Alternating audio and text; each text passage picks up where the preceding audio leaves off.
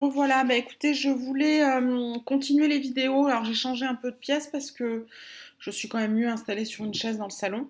Donc là, sur cette vidéo-là, on va regarder les duofibres parce que c'est pareil, je voue une passion immense pour les pinceaux duofibres.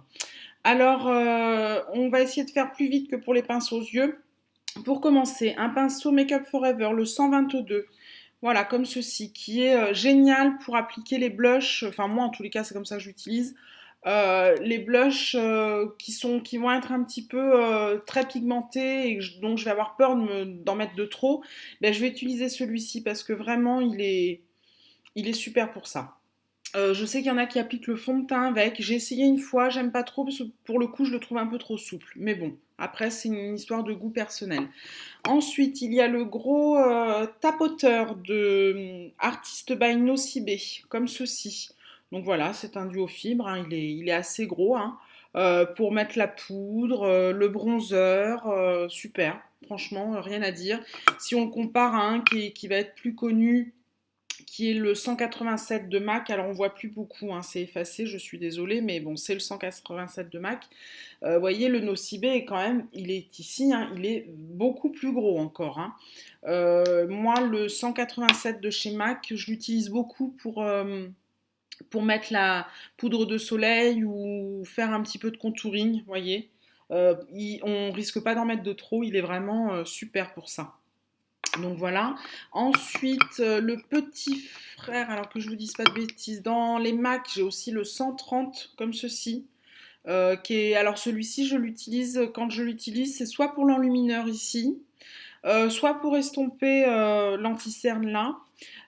Parfois même pour faire du contouring parce qu'il est vraiment très dur, donc on peut faire une belle ligne comme ça, puis après l'estomper. On peut l'utiliser pour les fards, pour les blushs crème aussi, super, franchement rien à dire. Et pour rester chez MAC, le 188, comme ceci, qui est beaucoup plus long, vous voyez, si on les compare, le 130, hein, le 188 est beaucoup plus long et beaucoup plus fluffy là. Celui-ci, j'aime bien l'utiliser pour soit mettre de l'highlighter ou même faire. On peut les utiliser pour plein de choses en fait, hein. C'est vraiment comme chacun le veut. Voilà. Ensuite, j'en ai deux, si je ne me trompe pas. Pop, pop, pop. Non, j'en ai qu'un seul. Le 122 de chez Zoeva. 122. Qui est aussi assez ferme, mais quand même plus.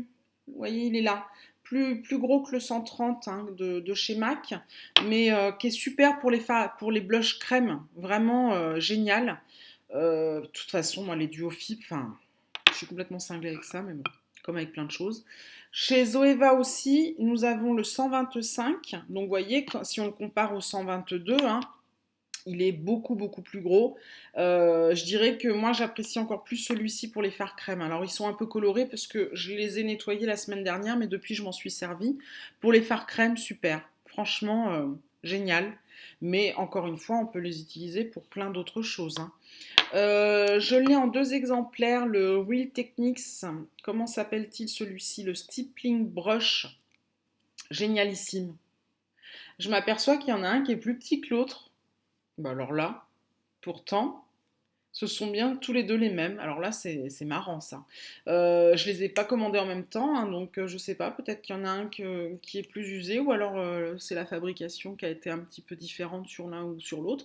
Mais bon, voilà, ceux-là exclusivement, quasiment, hein, pour les blushs crème, hein. Franchement, je vais vraiment avoir un côté beaucoup plus estompé que l'autre, mais enfin bon, c'est pas grave. Les blushs crème, super ces deux-là. Ensuite, il en reste 4 chez Real Techniques ils avaient fait un coffret de pinceaux blancs comme ça. Alors ici, c'est le Duo Fiber Contour Brush, voilà, qui est donc eux ils disent pour le contouring, hein, donc le fait est. Je pense rarement à l'utiliser, mais très bien. Et ça, c'est le Duo Fiber Face Brush. Donc celui-là, par contre, je l'utilise beaucoup, pareil, pour mettre tout ce qui est terracotta, poudre comme ça, un peu de soleil, où je veux vraiment pas me retrouver avec du orange et que ce soit quand même bien estompé. Donc je vais utiliser ça. Et enfin, les deux derniers, alors il y a le 148 de chez Make Up Forever qui est un petit peu dans le même esprit que le MAC, le 188 de MAC, vous voyez, ils sont tous les deux assez longs et très fluffy, vous voyez, sur le dessus comme ça. Donc vraiment, celui-ci, c'est pareil, hein, on peut l'utiliser pour mettre de l'enlumineur ou, excusez-moi, c'est mon chien qui bouge qui se couche. Voilà, on peut les utiliser pour plein de choses, hein, mais ils sont d'une douceur incroyable. Et l'un des derniers que j'ai pris, l'avant-dernier d'ailleurs, je suis en train de penser qu'il y en a un qui est au nettoyage, le 132 de chez MAC. Euh, alors celui-ci, je ne l'ai pas encore beaucoup utilisé. Je pense que je l'utiliserai peut-être pour faire du contouring crème, parce qu'il est vraiment bien ferme. Et pour faire une belle ligne avec du contouring, avec de la crème, plutôt qu'avec, ou même avec de la poudre hein, d'ailleurs, hein. Vous voyez, pour faire l'arête du nez, là, il sera très précis. Donc voilà. Et le tout dernier que... Oh, pardon. Le tout dernier, je viens de le nettoyer là, c'est le 159 de chez MAC. Et alors celui-ci, il est super par exemple pour appliquer l'anti-cerne, pour estomper l'anti-cerne. Il sera génial, je suis sûre, pour mettre du blush et notamment du blush crème. Je viens de l'essayer là avant de le nettoyer. Génial. Donc voilà, plein de promesses. Celui-là, je viens de le recevoir, donc je ne peux pas vous en dire beaucoup plus, mais je suis sûre qu'il sera super. Alors, je les remets tous dans leur petit pot. J'en profite aussi pour vous montrer quand je nettoie mes pinceaux comment je les fais sécher ensuite. Ça, c'est génialissime. Vous voyez, c'est un présentoir comme ceci, là, sur pied, que l'on pose. Alors évidemment, je vais baisser un petit peu la caméra pour que vous rendiez mieux compte. On le pose comme ça. Et après, il y a différents trous hein, de différentes tailles. Et ça, c'est la marque Ben Jabel. Et après, hop, on peut en poser plusieurs. Vous voyez, je pourrais mettre ces deux-là sur le même hein, si je voulais. Hop, comme ceci. Et il y a vraiment toute taille. Hein. J'ai des très très gros pinceaux. Je vais vous montrer peu importe lequel. Hein. Vous voyez la taille quand même du manche. Hein. C'est un Real Technique, ça c'est le gros pinceau poudre. Et ben je vais le rentrer là sans aucun problème. Hein. J'ai même, je peux vous montrer un gros pinceau tarte pour le teint qui est vraiment très très gros. Je vous le montrerai tout à l'heure quand je ferai la vidéo. Et ben c'est pareil, un même principe. Hop, je peux le rentrer sans problème ici quoi. Donc voilà, ça c'est vraiment génial. Je voulais en profiter pour vous le montrer. Alors là, je viens de le démonter, donc je le remonterai après, mais c'est pas compliqué. Hein, il s'est défait. Hop, voilà, comme ça. Donc vraiment ça c'est super pour le séchage des pinceaux, comme ça ils sèchent en toute sécurité. Il n'y a pas l'eau qui va dans le manche et du coup je suis sûre qu'ils durent beaucoup plus longtemps plutôt que de les poser sur une serviette avec un petit peu la tête en bas et ceci et cela. Ça c'est vraiment génial. Donc comme la vidéo là ne fait que 8 minutes, je vais peut-être enchaîner. Là j'ai donc fait les duos fibres. Là où j'en ai le moins, les pinceaux poudre visage, hein, on va dire. Donc voilà, là il y en a. Ouais, on va faire comme ça. Donc j'ai le 130 de Make Up Forever qui est un, hop là évidemment je suis à l'envers, 130, qui est un énorme pinceau poudre, hein. Je ne sais pas si vous voyez par rapport à ma joue, alors que j'ai des grosses joues, et ben il est vraiment super quand on veut aller vite, puis d'une douceur, je me répète, hein, mais d'une douceur incroyable. Chez Make Up Forever aussi j'ai le 126 qui est plus petit et plus ferme. Donc là si on veut appliquer de la poudre de façon plus, comment dire, plus dense sur des imperfections, voilà, qu'on veut vraiment bien appliquer de la poudre. Vous voyez, il est quand même plus petit. Là, c'est le gros pinceau poudre. Hein. Là, il est quand même plus petit. Par contre, il est beaucoup plus ferme. Ça, c'est sûr. Ensuite, pour appliquer la poudre, parfois j'utilise celui-ci de chez MAC qui est le 100. J'arrive plus trop à lire parce que c'est pas 130, c'est sûr, je sais plus. J'irai voir sur internet. Et de toute façon, vous ne pouvez pas le confondre, hein, c'est le seul gros pinceau comme ça, œuf, hein. Il est super pour appliquer la poudre sous les yeux comme ça, pour bien bien prendre dans le coin là comme ça. Et je dirais qu'il est vraiment très très bien aussi pour appliquer la poudre sur l'ensemble du visage, hein. Franchement, super.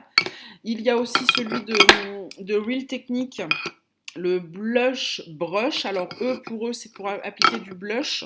Honnêtement, moi, je le trouve un peu gros pour le blush. J'ai un peu peur d'en mettre de trop. Donc je l'utilise pour mettre de la poudre sur l'ensemble du visage. Donc voilà. Ensuite, en pinceau poudre que j'utilise beaucoup, beaucoup, j'ai le toujours Real Technique. Alors là, ça s'est complètement effacé parce que j'utilise vraiment beaucoup.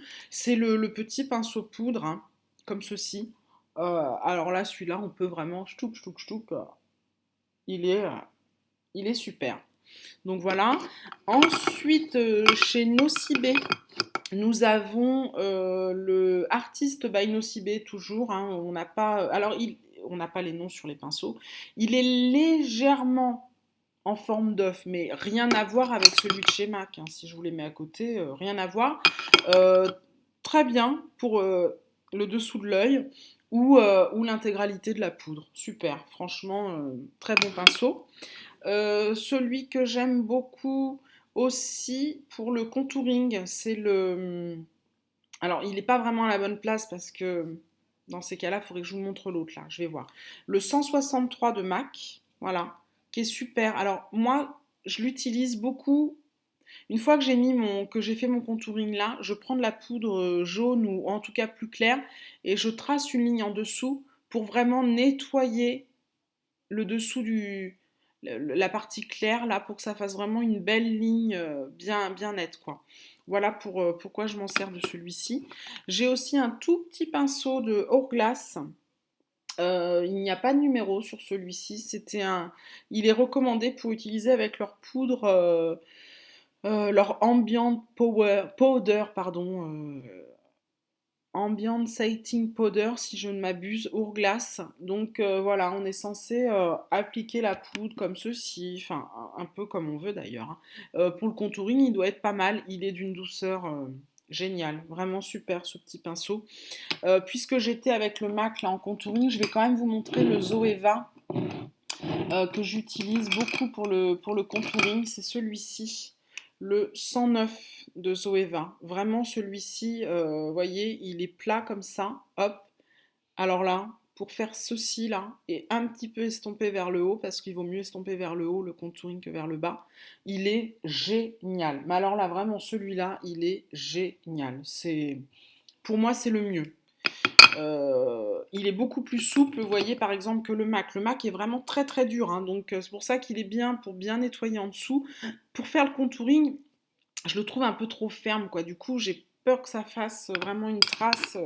Voilà, c'est pas mon préféré pour ça. Donc voilà, nous sommes à 13 minutes, c'est parfait. Je vais faire une autre vidéo pour les pinceaux blush et pour les pinceaux teints. Voilà, je vous remercie les filles et je vous souhaite une bonne après-midi. Bye bye!